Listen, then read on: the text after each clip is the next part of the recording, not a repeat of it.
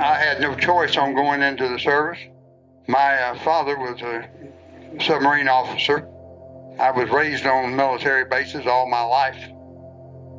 I never even gave it any thought that there would ever be another life for me other than the military. I was proud to be there. I basically, Jess said he volunteered for Vietnam. I probably did too, because I volunteered for the draft, and I knew I was going to Vietnam. There was no doubt in my mind. I had been in the military for almost a little over 4 years before I ever went to Vietnam. And my father, he was 40 when I was born, so he took care of his family when he wanted me to help take care of him instead of going to college. And so it was all free and everything, but he did not want me going, so I obeyed him. I told him, I said, well, I'll be going to Vietnam. I didn't want to go to Vietnam. I got wounded my first night in country. Platoon sergeant had told me, said, well, you're not going to sleep anyway. You might as well go on ambush with me. I served proudly. I did like some of these others. I volunteered and went. Didn't really ever give it much thought that I would ever come back. Got surprised, didn't I? We were an all-male unit. All the nurses, all the doctors, no females whatsoever. So we got a shipment of female nurses. The head nurse, who was a major, was talking to me, and I was talking to her. She had a little southern drawl to her. One of the first questions you always ask somebody if you met them in Vietnam, where are you from back in the world? And she said, well, you probably never heard of the town that I'm from, but I'll tell you, have you ever heard of Greenville, South Carolina? And I said, yes, I've heard of Greenville, South Carolina. She said, well, I was born and grew up in a little town about 32 miles east of Greenville.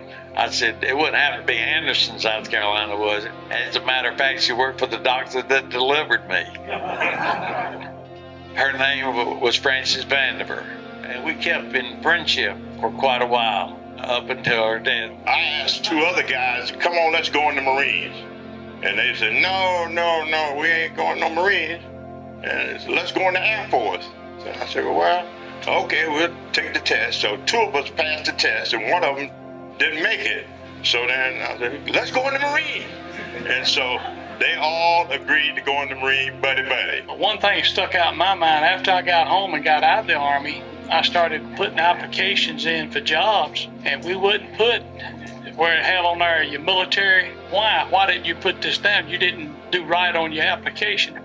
For the simple reason, if you put you as a Vietnam veteran, they looked at you as some kind of weirdo. And I'm glad things like that now has changed. I haven't spoken in public about Vietnam in 54 years.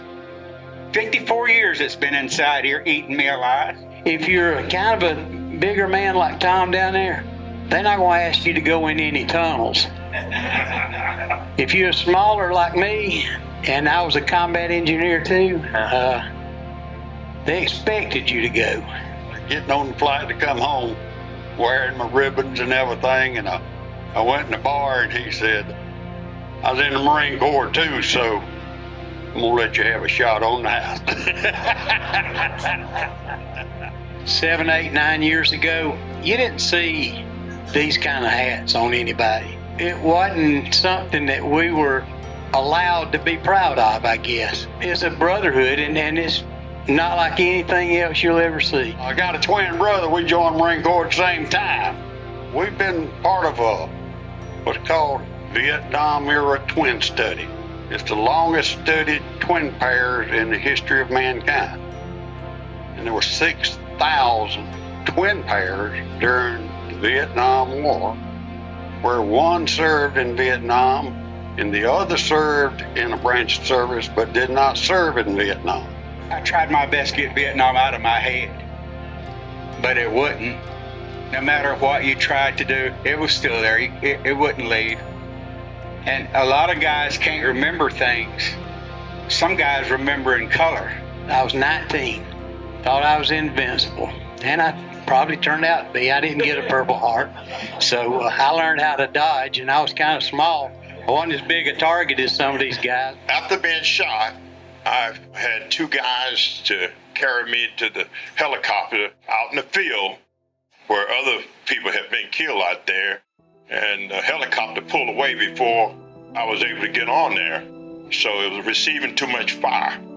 And the person that took my place was my best friend in line where we were walking, as he got killed, we were real close. We both made corporal at the same time, and that still goes with us. This time of year, if you ride up into the mountains of North Carolina, a couple of hours from here, you're in the mountains.